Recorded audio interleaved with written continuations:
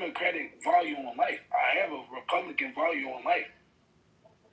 So him saying that, it's just arrogance, and people just be talking sometimes.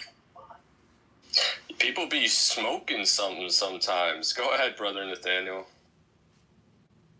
Okay, the point is this. Look at who's trying to be destroyed. Go to Google, go down to Yandex.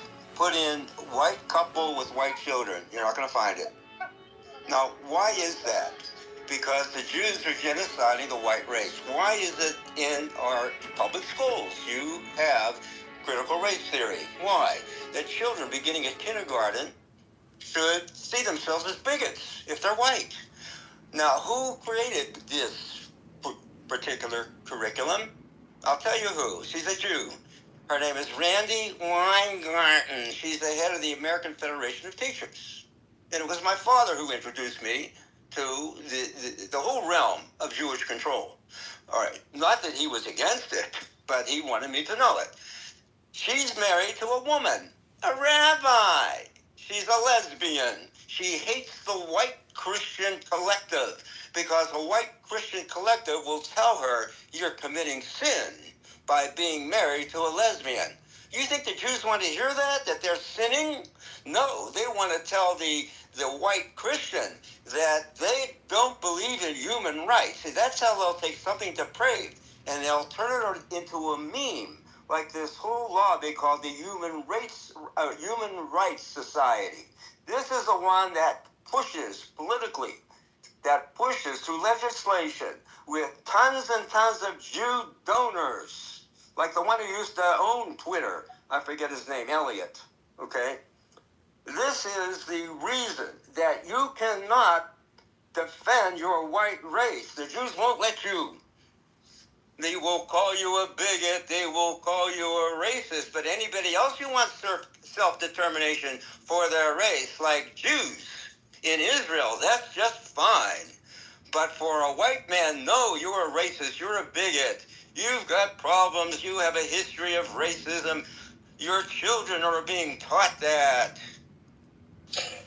Guys, it's very simple. The white Christian nationalists, the reason they're so they try to berate it so much and make it seem evil and Nazis and Hitler is because that is the ultimate threat to their power structure.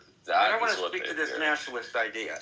The white Christian culture in America, up to the open immigration law of 1965, did not have to identify themselves as nationalists. It was a nationalist realm. It was white Christian culture. It was a white Christian consensus. Yes, the Jews started subverting it with the Federal Reserve Act of 1913. They knew little by little they would take over the WASP, the white Anglo-Saxon Protestant. So the white culture, the white ethnic, ethnos means American. It doesn't mean a race. So the white racial ethnic American was always nationalist because it was a consensus. And I always say to people that say, you're not white. You can't speak for the white people. Listen, I was born in 1950.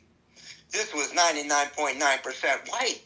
It was 99% white culture. It had a 99% white Christian worldview of right and wrong, of a common language, of a common outlook, of a common worship, of a common ethic, of a common trust society. If you dropped your wallet somewhere walking downtown, if you dropped your wallet in the grocery store or supermarket, you knew you were going to get that wallet back.